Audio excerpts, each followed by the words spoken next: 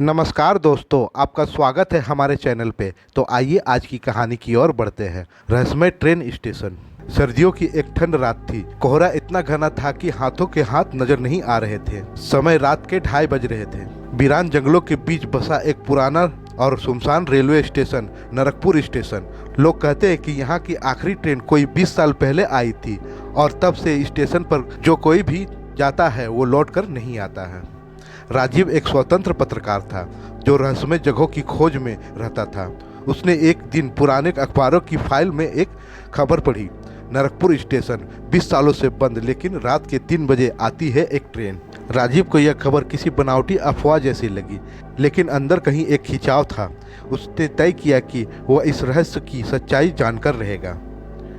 राजीव अपने कैमरे, टॉर्च और नोटबुक के साथ रात 11 बजे नरकपुर की ओर अपनी बाइक से निकल पड़ा। रास्ता घना जंगलों और वीरानों से भरा था। जैसे जैसे वो स्टेशन के करीब पहुंचा, हवा में एक अजीब सी सिहरन महसूस होने लगी। स्टेशन पूरी तरह वीरान था, लेकिन प्लेटफॉर्म पर जंग लगी पट्टियों पर नरकपुर जंक्शन अब भी साफ दिख रहा था। राजीव ने अपना कैमरा चालू किया और स्टेशन की वीडियो रिकॉर्डिंग करना शुरू किया। समय लगभग 2:45 हो रहे थे। 2:49 पर जमीन अचानक हिलने लगी, जैसे कोई भारी चीज ट्रैक पर दौड़ रही हो। और ठीक 3 बजे कोहरे को चीरते हुए एक पुरानी काली भाप वाली ट्रेन स्टेशन पर आकर रुकी। राजीव की सांसें रुक गई। ट्रेन में कोई रोशनी नहीं था, पर डिब्बों में से कहराने, चीखने और फूटी फूटी आवाजें आ रही थी। दरवाजा अपने आप खुला। अंदर अंधेरा था, लेकिन ऐसा अंधेरा जिसमें रोशनी भी मर जाती थी। किसी अनजानी ताकत ने राजीव को खींच लिया और वो जब कुछ समझ पाता वो ट्रेन में था। ट्रेन जैसे ही चली, राजीव को एहसास हुआ कि वो किसी आम जगह पर नहीं बल्कि मृत आत्माओं की ट्रेन में सवार हो गया है। चारों ओर जले हुए चेहरे, लहूलुहान लोग, बिना सिर वाले यात्री की भीड़ और गूंजती आत्माओं की चीखें। हर डिब्बा किसी अलग यातनागिरी की तरह था। एक डिब्बे में लोग आग में जल रहे थे, तो दूसरी में कोई आत्मा बार बार अपने शव को खा रहा था।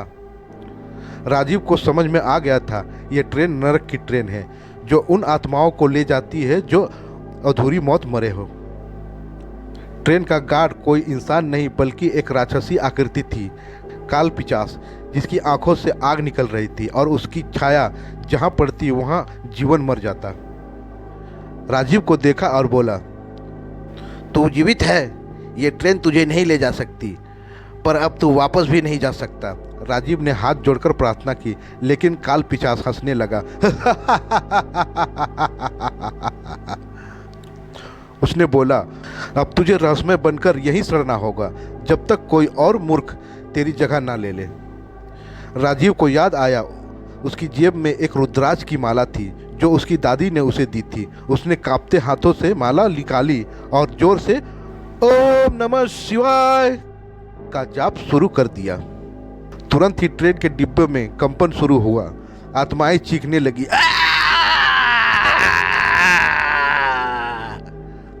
काल पिशाच पीछे हटने लगा। राजीव ने ट्रेन के दरवाजे की ओर दौड़ लगाई। दरवाजा धुएं में घिरा था। जैसे ही उसने रुद्राक्ष को दरवाजे पर मारा, एक तेज रोशनी निकली और दरवाजा खुल गया।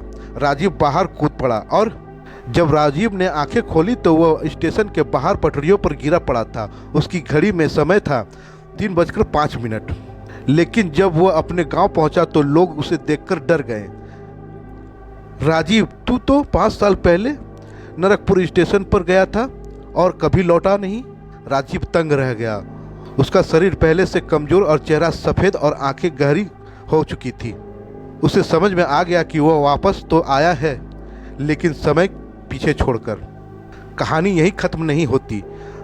अब राजीव खुद हर रात स्टेशन पर जाकर छुपकर बैठता है और जो भी उस ट्रेन को देखने आता है वो उसे चेतावनी नहीं देता, बल्कि उसकी जगह लेने की कोशिश करता है, क्योंकि जो एक बार नरकपुर ट्रेन का यात्री बन जाए वो कभी इंसान नहीं रह सकता। दोस्तों, अगर मेरी कहानी आप लोगों को पसंद आए तो कृपया लाइक और सब्सक्राइब जरूर करें मेरे दोस्तों, मेरे मित्रों, मेरे भाइयों।